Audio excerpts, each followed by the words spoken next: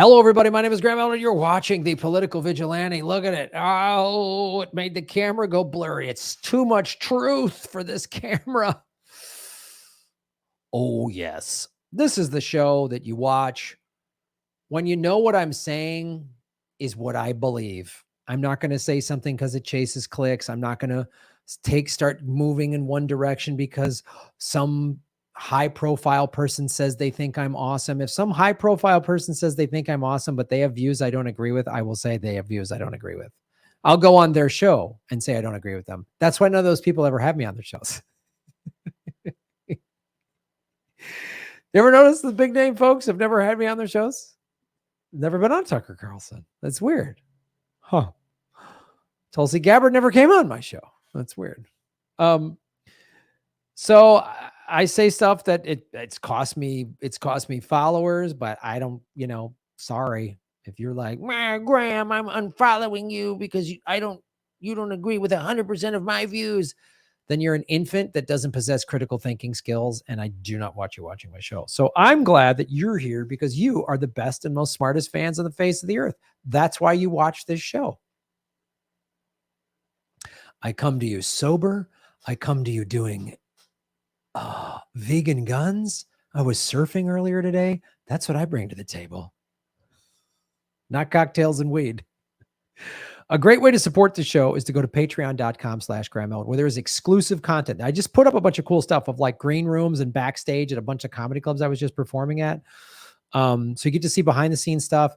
All the live streams, they're immediately taken down and you can only get them on Patreon and Rockfin. So check that out. And one of the cool things on the Patreon tier, we also have merch available, is you can submit stuff like Eric Huso has done. Eric has been supporting the show from day one. Eric has even revealed to me that there's stuff views I've had he doesn't agree with. And oh my God, Eric didn't send me an all caps email flipping out, canceling me.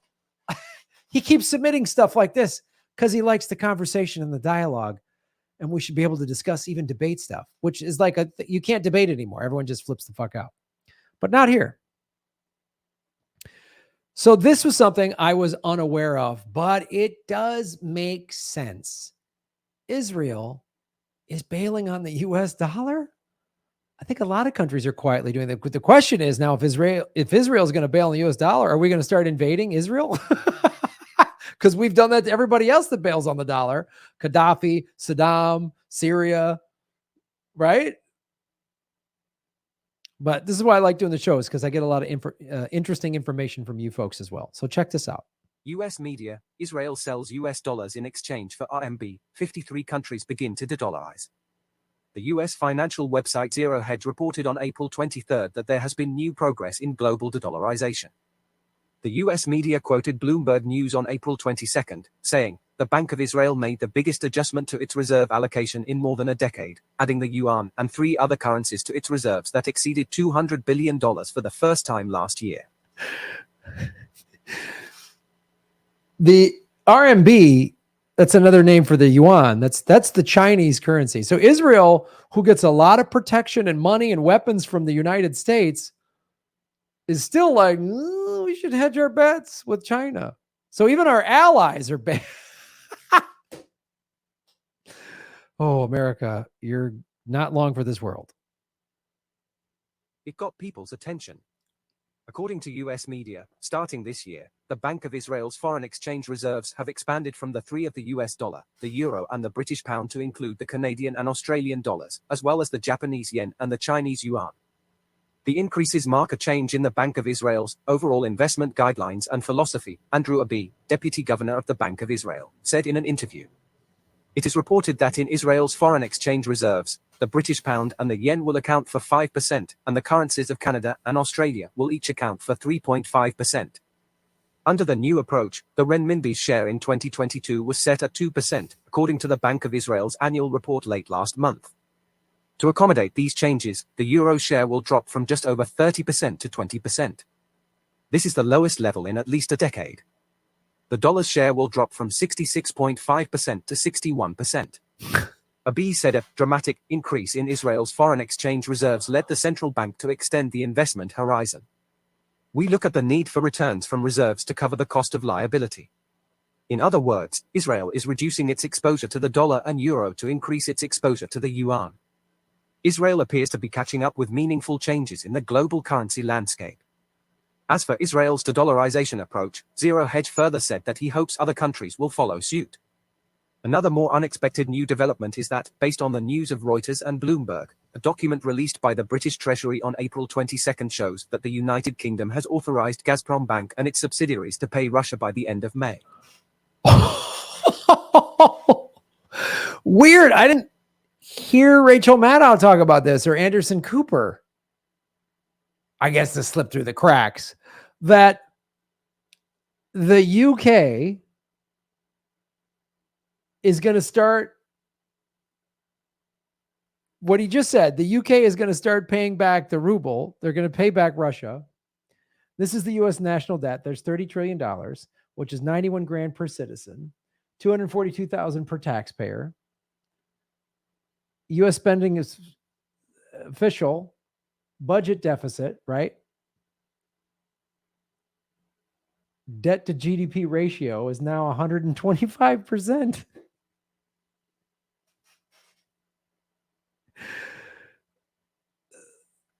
Remember when I first started talking about America's reaction to Russia invading Ukraine, which I've said, and I'll say this every time I bring it up, I am not in favor of what Putin is doing, and I'm against war wholeheartedly. But I said, and we even talked about this with Danny Haifong on the show, and we've talked about this numerous times, is America's sanctions. I showed you how right when we first sanctioned Russia, when they first invaded, which was like 2 months ago now, maybe more, Russia converted to the all these rubles got converted to Bitcoin. We've talked about how India and Pakistan are still going to do business with Russia. And so when we say that, like, Russia's isolated, but this is significant here. What is also significant, the UK, back when it was a global power, I think it was in the 50s, had all this debt, and they didn't want to do the Suez Canal. And then we called in their debt, and that was one of the reasons. Like, China could call in our debt. And all these countries, especially Western European countries, that actually were buying, and some of them still are buying, Russian oil. Russian oil is cheaper than American oil because it's just there. So they're all like, we stand with America and NATO, but they're like, boy, we need that cheap Russian oil. So this isn't put into there's one narrative coming out of the United States. Russia's losing. They're on their last legs. They're isolated. Their economy's collapsing. And that's not all true. And again, I'm not sitting here going, oh, I hope Russia wins. I'm just saying it's not true. And they don't talk about this because we don't have a free democracy. We don't have freedom of the press in America anymore. I've been censored. I've been demonetized by YouTube for a year. I'm still able to get by thanks to crypto. But this, I remember asking this question of Danny Haifong and a couple other people that I've had on the show. Is this sanctioning and doubling down on this war in Ukraine? We just approved $40 billion to send to Ukraine. So now we're in a flat out proxy war with Russia. But this might be our final economic demise. And that's what this is saying. And all these other countries are Israel's like, ooh, the dollar might be worth shit. So we want to hedge our bets. Israel's our ally. The UK is our ally, and they're still they're hedging against the dollar, and they're paying off debts to Russia. Natural gas payments. Earlier, Russia proposed that natural gas buyers from various countries open accounts in the bank and pay for natural gas in rubles. According to media reports, the United Kingdom has approved the settlement of Russian gas in rubles by the end of May. Not only that, the US economy continues to monetize huge amounts of US. So just to clarify what that guy just said, the UK is going to be paying for natural gas, which it needs, in rubles. Our sanctions, so Russia went, okay, give us more, you can pay us in rubles. And the UK has just said, by the end of May, we will be paying for Russian natural gas in rubles. Why isn't this on the corporate media? Because it goes against the narrative. Weird that they leave that out. Weird that you got to come to my show, right? A vegan surfer. Debt. As shown in the figure below, as of April 23, the total U.S. federal debt reached a record high of $30.4 trillion, or 125% of its GDP. And in the process of transferring the risk of the U.S. deficit to the global economy and opening financial restrictions at every turn, the process of global de-dollarization has become almost white-hot. Among them, the U.S. debt is very obvious. In another new development, Goldman Sachs said in its latest report that overseas investor demand for U.S. Treasuries plummeted just as the Fed launched QT. The Fed is just days away from starting to shrink its massive $9 trillion balance sheet, and as global interest rates recalibrate around the world, concerns are growing that the Fed is so far behind the curve that yields will pick up in inflation. Soaring higher before control, the problem arises. Investors are increasingly concerned about the risk of U.S. Treasury supply and demand imbalances, Goldman Sachs analyst Avisha Toka mentioned on April 22, the sharp reduction in negative yielding debt, U.S. Treasuries relative to domestic alternatives. The weakening economic attractiveness of commodities and the de-dollarization efforts by official agencies should see foreign buyer demand for U.S. Treasuries weaken in the coming quarters. U.S. bond yields and U.S. bond popularity are inversely proportional. According to the latest data of the latest International Capital Flow Report (TIC) released by the U.S. Treasury on April 16, the report data was delayed by 2 months, and the official institutions holding U.S. debt overseas sold a net $16.2 billion in February this year. U.S. Treasuries. Taking oil country Saudi Arabia as an example, the latest data shows that Saudi Arabia reduced its holdings of U.S. Treasuries by $2.7 billion in February this year, and currently holds $116.7 billion. Since February last year, Saudi Arabia has begun to reduce its holdings by a total of $16.2 billion from the previous one. Countries are getting rid of the US dollar and because they see our debt is out of control. Uh-oh. Economic collapse is coming, folks. This is why I've been telling you to buy Bitcoin for the last 2 years. I know Bitcoin is down right now. The markets are all down, but I would buy some Bitcoin. I don't know that I would mess with any of the altcoins right now, but I would just buy some Bitcoin because right now it's only at 30,000. It is highly undervalued. This is just not financial advice. This is my opinion. I would buy some Bitcoin because the US dollar is going down hard. $132.9 billion, with a total reduction ratio of more than 12%. And one of the logic behind this is precisely under the impact of inflation data of more than 5% in the United States for 11 consecutive months. In particular, the latest data released by the U.S. Bureau of Labor Statistics on April 12 showed that the U.S. Consumer Price Index, CPI, in March, data rose 8.5% year-on-year, up from 7.9% in February, as the U.S. reported its highest consumer price data since 1981. The risk of default in the U.S. bond market has increased, and U.S. debt has continued to lose its appeal. All indicators of U.S. inflation are at historical extremes.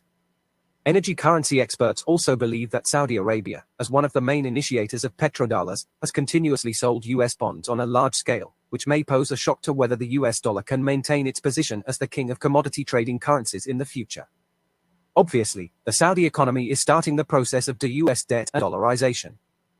It is worth mentioning that the two oil countries, Saudi Arabia and the United Arab Emirates, began to adopt the form of digital currency in bilateral commodity transactions as early as a year ago to avoid the risks brought by US dollar settlement. In the context of the ongoing conflict between Russia and Ukraine, due to the various financial restrictions imposed by the US dollar on Russia, India, as Russia's main energy buyer, some media reported at the end of March that India and Russia are working hard to establish a kind of bilateral trade. New trading mechanism that will allow settlement in local currency, rubles and rupees. By the way, that's India, which has over 1 billion people in it, and Russia, which has about 250, 300 million people in it. And then you throw China in there, there's another 1.5 billion people in there. To the report, Russia and India may choose to use Russia's Financial Information Transmission System, SPFS, for bilateral trade, which is similar to SWIFT. Up to now, the process of global de-dollarization has been accelerating. The specific methods also include increasing non-dollar foreign exchange reserves, such as increasing non-dollar currencies such as gold and RMB, to US debt, such as reducing US debt holdings in different months, developing sovereign encrypted currency. Many countries are already doing it, signed a wide range of local currency swap agreements, such as the swap agreement between RMB and non-US dollar currencies, and traded commodities such as oil with non-US dollar currencies. Up to now, China, Germany and other 19 Eurozone countries, the United Kingdom, Japan, Russia, Indonesia, Malaysia, Thailand, Iran, Angola, Venezuela, Iraq, Kuwait, Pakistan, Kazakhstan, Belarus, Armenia, Kyrgyzstan, Turkey, Qatar, at least 52 countries including the United Arab Emirates, India, Vietnam, Hungary, Brazil, South Africa, Romania, Sweden, Singapore, Canada, Switzerland, Saudi Arabia, Cuba, and Nigeria have begun to use different methods to start the process of de-dollarization. The aforementioned Israel is using the method of reducing dollar reserves to become the 53rd country to de-dollarize. Taking 3 countries in Southeast Asia as an example, Bank Negara Malaysia proposed a few weeks ago to implement a Pan-Asian gold-backed currency among Southeast Asian countries, because gold is more stable relative to the US dollar. As early as 4 years ago, the central banks of Indonesia, Malaysia and Thailand have launched the direct settlement plan for local currency transactions to reduce the dependence of the financial systems of the 3 countries on the US dollar. Agus, the former governor of Indonesia's central bank, said, currently, 94% of Indonesia's export business and 78% of its import business are settled in US dollars. The above plan will help the 3 countries to diversify their international financial business settlement currencies. In the operation of the US dollar to shear the wool of the world economy, the initiator of the Asian financial crisis in 1997 is also considered to be closely related to it. Therefore, many countries in Southeast Asia have been lingering fears about the US dollar for more than 20 years. This has also become the main reason for the de-dollarization of 3 Southeast Asian countries, namely Indonesia, Malaysia and Thailand. Billionaire Jim Rogers said a few days ago that the tradition of the dollar's reserve status has changed. They were considered the most reliable currencies for centuries, but have since been replaced. This also seems to be the result of the vicissitudes of the world economy and trade.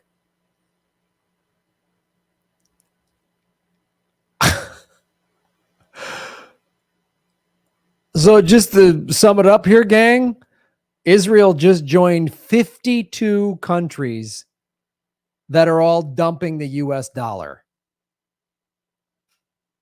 Wow. See why I've been talking about crypto for 2 years when I started having Christy I on the show? Remember? The summer of 2020, she came on my show and said, oh, everybody's betting against the dollar. In the summer 2 years ago. They see it happening.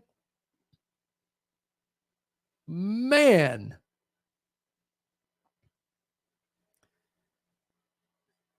I would convert as much to Bitcoin as you can and be ready for a run on the banks. When you hear someone in the mainstream media, the corporate media say your money's safe, there's no reason to panic, that's when you know it's panic. When they say that, move it into a credit union. If you have money in the big banks, I would get it out of there, move it to a credit union. I'd have a little cash in a safety deposit box or something if you can. But when the US dollar crashes, crypto will go down briefly too, but the world is already betting on America, the dollar. Buying American debt and buying and selling American debt was like a profitable thing because America's not going to go under. But now they're like, oh, America might go under. So they're getting rid of debt. Saudi, again, you heard a bunch of countries that are our allies. It's one thing like, oh, you could say, oh, okay, well, Russia and China, of course, they're against us. Saudi Arabia, we buy their oil, they buy our weapons. I mean, they listed off a bunch of countries that are allies with us. So, oh man, support what we do, folks. Support what we do so we can bring you stories like this that nobody else is talking about. Nobody talks about the financial stuff in the indie left. They talk about this and that and the other thing. I'm one of the only shows that talks about politics and the crypto channels. And there's a lot of them that I watch. They're great, but they don't really cover the banks and the central dollars corruption as deeply as we do here. So support us any way you can. I got tour dates at grahamelwood.com. We've got merch and everything. There's a newsletter. Sign up for the newsletter. It's free. A lot of ways to support what we're doing so we can keep bringing you stories like this. And go to Patreon. That's what Eric Husseau did. Follow the money, connect the dots, and get the truth. You got to come here for that. And then you can shave your knuckles for justice.